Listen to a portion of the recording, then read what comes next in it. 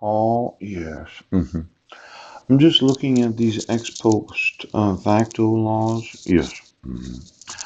This clause, like the cognate restrictions imposed on the federal government by 9, yes, relates only to penal and criminal legislation, not to civil laws that affect private rights adversely. Yes.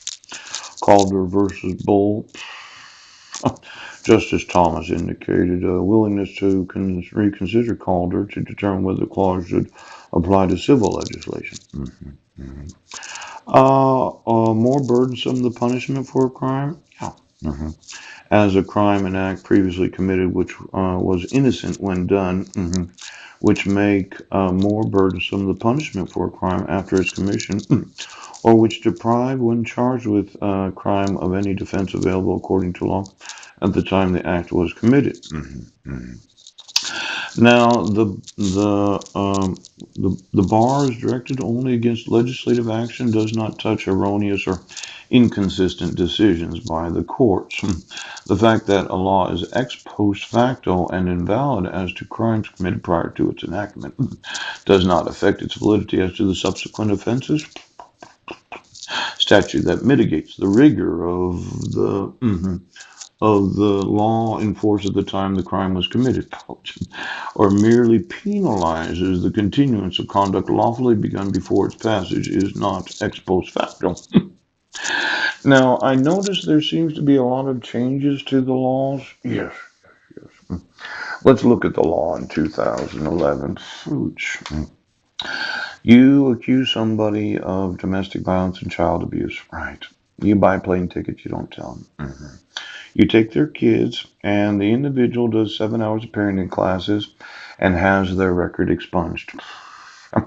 Now, these expungement of records, you say they're still admissible for the last 7 years.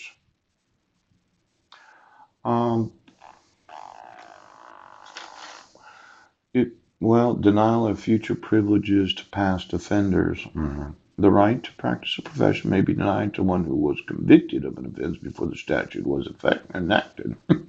If the offense reasonably may be regarded as a continuing disqualification for the profession. Yeah. But the test oath prescribed after Civil War, whereby office holders, teachers, or preachers were required to swear that they had not participated in a rebellion, was held invalid on the ground it had no reasonable relation to fitness to perform official or professional duties, but rather was a punishment for past offenses. 1921. Cummings versus Missouri, 1867. A similar oath required of suitors in the courts also was held void. Yeah. Pierce versus Carsacon, 1873. Yeah. Now, these privileges that are denied to past offenders that have had their records expunged, yes. Exactly what privileges and immunities are going to continue to be denied me after my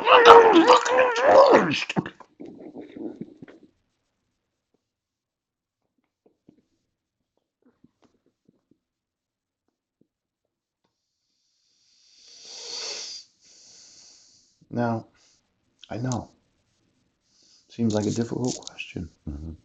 I've mentioned that my civil rights are being violated. Yes. I'm being denied life, liberty, and property. Yes. Deprived of the equal protections of the law. Yes. And the obstructions of the privileges and immunities of being an American citizen after my record was expunged. Right. I sent you 3 years worth of emails. I informed you that the petitioner didn't sign it. Yep. I wasn't given any due process. Right. You issued it for 10 years. Pooch. What was the justification for reissuing the protection order in 2015 on June 1st of 2015? Exactly what was the incident that I allegedly was involved in? Because if it involves Guam, it was inadmissible. Now, you had me arrested for the allegation of violating the protection order in Sequim, Washington on December 31st. I told you that I was on the bus that morning and I was in this library on that afternoon. Yes.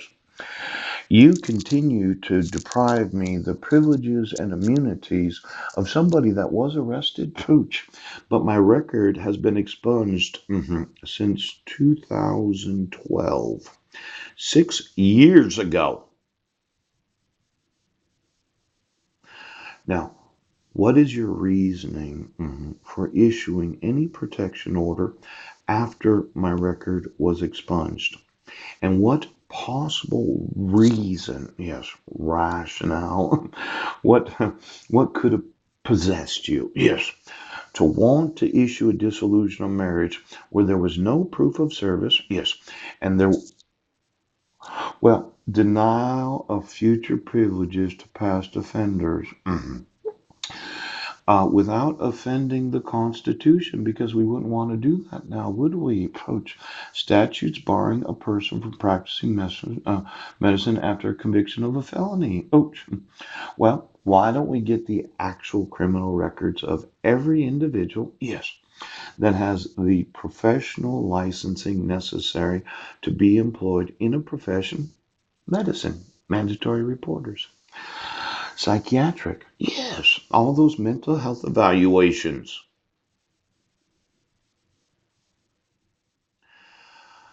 I did see my sons at the library once, but I didn't talk to him. I did see one son once, but I told him don't talk to strangers. I never violated the provisions of your court orders, but your court orders violate the requirements of an individual that has a medical expense.